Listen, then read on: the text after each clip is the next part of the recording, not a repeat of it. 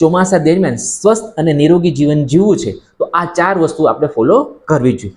પહેલી વસ્તુ જે છે શાકભાજી. શાકભાજીની અંદર કારેલા, કંટોલા, પરવળ, ગલકા અને તુરિયાનો સમાવેશ આપણે કરવો જોઈએ. ભૂલથી બી ફ્લાવર છે, કોબી છે, આને આપણે ઉપયોગ કરવાનો નથી. બીજી વસ્તુ એક કઠોળ બધાને પ્રિય હોય છે, તો કઠોળમાં મગ જે છે, મઠ જે છે, એને તમે પૂરતા પ્રમાણમાં લઈ શકો. કેમ કે આ લઘુ આહાર કહેવામાં આવે છે, સુપાચ્ય ખોરાક કહેવામાં આવે છે. એ આરામથી તમારી પાચન અગ્નિને પચાવી શકે છે. એ સિવાયના કઠોળ જે છે એનો આપણે ઉપયોગ કરવાનો નથી, અથવા તો બને ત્યાં સુધી એને ઓછો કરી દેવાનો.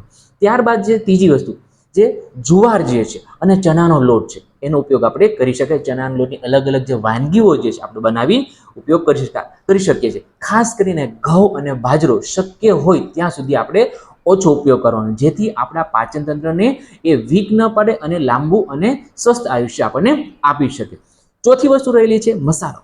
મરી, અજમો, સૂંઠ અને લવિંગ, આદુ, આ બધી વસ્તુઓ જે છે એ આપણા પાચન તંત્રને એ મજબૂત કરે છે, તમારા શરીરની પાચન અગ્નિને જાગૃત કરે છે. જે ખોરાક આવ્યું છે એને પાચન કરવામાં મદદરૂપ થતી હોય. માટે આ ઔષધિઓ જે છે ઘરગથ્થુ છે, તે તો આપણા રસોડાની ઔષધિ કહી શકાય, એનો આપણે ઉપયોગ કરવો જોઈએ. અને અત્યંત મહત્વપૂર્ણ વસ્તુ જે છે કે જેટલી ભૂખ છે એના 50% ભોજન કરવાનું છે, અને રાતનું ભોજન જે છે એ બને ત્યાં સુધી વહેલા કરવાનું છે અને હળવો કરવાનો છે.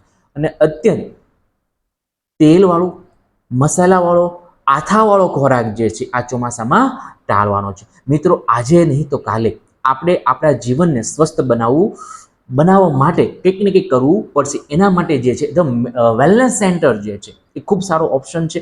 અને વેલનેસ સેન્ટરની અંદર the best wellness centre Junagadh the Meadow wellness સેન્ટરથી હું ડૉક્ટર રાહુલ ભટ્ટ આપ સૌનો આભાર વ્યક્ત કરું છું. ધન્યવાદ. આ વિડીયોમાં કઈ માહિતી ના ખબર પડી તો અમારો સંપર્ક કરી શકો છો.